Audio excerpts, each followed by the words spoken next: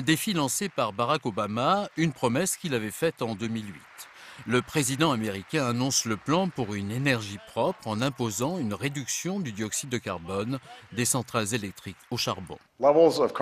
Les niveaux de dioxyde de carbone, qui réchauffent notre atmosphère, n'ont jamais été aussi élevés depuis plus de 800 000 ans. 2014 a été l'année la plus chaude enregistrée sur notre planète et on a eu plein de records de ce type ces 10 dernières années. Ce plan prévoit une baisse de 32% des émissions de dioxyde de carbone d'ici à 2030. Les Américains devront donc réduire sur une période de 15 ans la production de ces centrales électriques au charbon de 39 à 27%.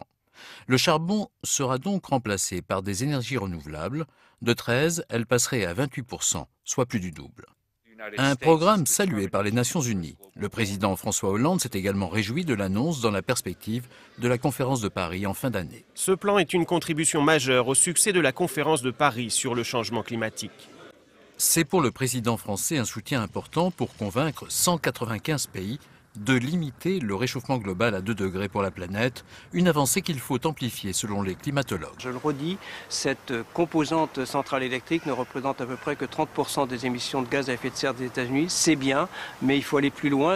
Le président Obama devra maintenant gérer les oppositions dans son pays, où les lobbies économiques sont très influents.